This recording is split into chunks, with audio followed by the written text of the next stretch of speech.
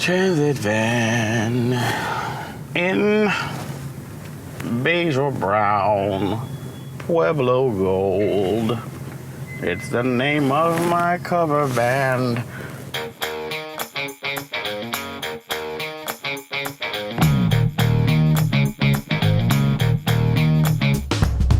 Okay, so you're in the market for a commercial van. No? Okay, well, let's pretend like you are for a second, because today we're taking a look at the Ford Transit 150.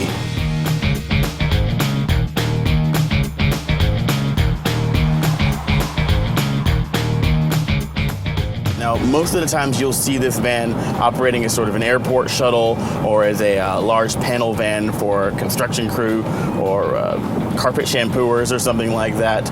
But this model is an XLT model, which means that it is sort of set up to be a little bit nicer than your standard white commercial van. For starters, we've got this Pueblo gold paint, which really is a nice way of saying beige, but you gotta admit, it looks a lot better than the white that most of these vans are gonna roll off the assembly line in. We've also in the dashboard got a pretty nice tech layout. It's almost as though Ford just wholesale ripped the dashboard out of a 2013 Ford Focus and dropped it in this van. So here in the center of the dash, we've got the My Ford Touch infotainment system with navigation, hands-free calling. I've sort of criticized this system for being a little bit slow in the past, and it still is here. And the screen is a bit smallish in this dashboard.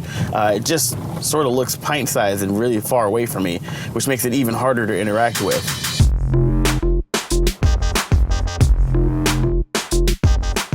Here's a cool feature with the barn doors at the back of the van. They've got a locking feature, so you can lock them in their out position in case you're carrying something that's really long and you need it to hang out of the back of the van. You can also unlock them and have the door swing all the way out 180 degrees for unfettered access to the storage area.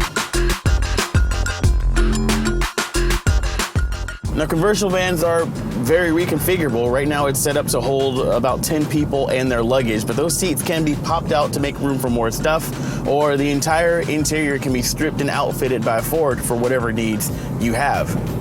With just me and one passenger in it over the weekend, it got about 17, 18 miles per gallon, which isn't bad.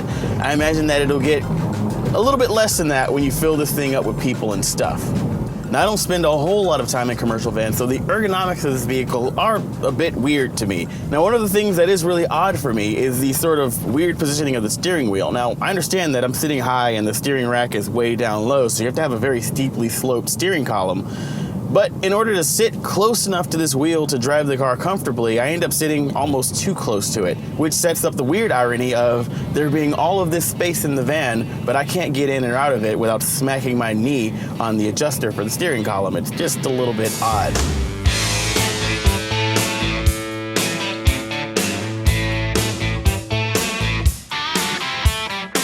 The engine is as configurable as the box itself. So you can get the Transit 150 with a 3.7 liter natural gas engine, or you can have it run on propane. There's also a diesel option.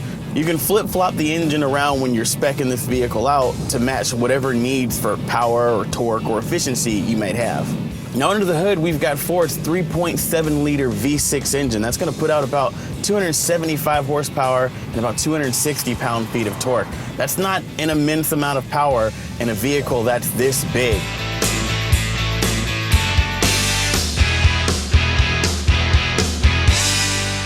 So pricing a commercial vehicle like the Transit 150 can be tricky because, well, every part of it is configurable. Do you want a gasoline engine or a propane engine? Do you want sliding doors or barn doors? Are you buying just one or are you getting a whole fleet? It gets complicated. So let's keep it simple and say that this model is going to start at around $33,000 and something well equipped like this XLT model is going to run you around $36,000.